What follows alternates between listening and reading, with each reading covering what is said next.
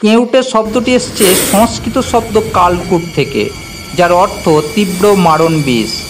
কেউটে সাপের ইংরেজি নাম মনোসেল্ট কোবরা। পশ্চিমবঙ্গে কেউটে সাপ বিভিন্ন অঞ্চলে বিভিন্ন নামে পরিচিত। আলকেউটে, কালকেউটে, পদ্মখরিশ, কালো খরিশ, শামুক ভাঙা, গেড়ি ভাঙা, তপ ইত্যাদি। এই সাপ হরিয়ানা থেকে গাঙ্গীয় উপকূলবর্তী এলাকা হয়ে উত্তর পূর্ব আসাম, সিকিম, অরুণাচল প্রদেশ বরাবর অবাধ বিচরণ করে। এলাপিডি গোষ্ঠীর অন্যতম সদস্য কেউটে তার সুদৃশ্য ফণার জন্য পরিচিত। এদের মাথার ঘাড়ের কাছে যে হাড় থাকে, প্রয়োজনে তার সম্প্রসারণের মাধ্যমে এরা ফণা মেলে ধরে। কেউটের ফণা গোকড়োর থেকে ছোট, আকারে গোল। ফণার পিছনে ইংরেজির ওর মতো বা চোখের চশমার মতো কালো গোলাকার একটা চিহ্ন আছে। চিহ্নটি বাইরের দিক থেকে হালকা হলুদ বা কমলা রঙের গোলাকার দাগ বর্তমান। কোনো কোনো ক্ষেত্রে চিহ্নটি লালচে বাদামি বা কালচে বাদামিও হতে পারে।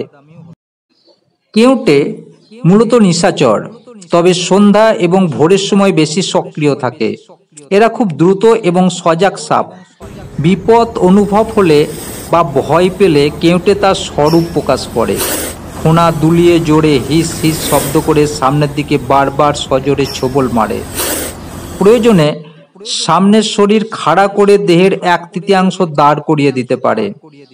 আর খুব প্রয়োজন না পড়লে মানুষকে কামড়ায় না। দেখা গেছে এদের কামড়ে প্রায় 50 থেকে 60% শুকনো কামড়, মানে ড্রাই বাইট। এর ফলে এরা অনেক মানুষকে কামড়ায়, কিন্তু তাদের মধ্যে কিছু সংখ্যক মানুষেরই মৃত্যু ঘটে।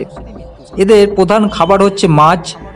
শামুকের মতো জলজ প্রাণী হওয়ার কারণে স্বাভাবিকভাবে কেউটে দক্ষ সাঁতারু। হামেশাই সাঁতরে পুকুর পার হতে দেখা যায়। জমির আলের ইঁদুরের সন্ধানে ঘুরে বেড়ায়, তাই এদেরকে আল কেউটে বলা হয়।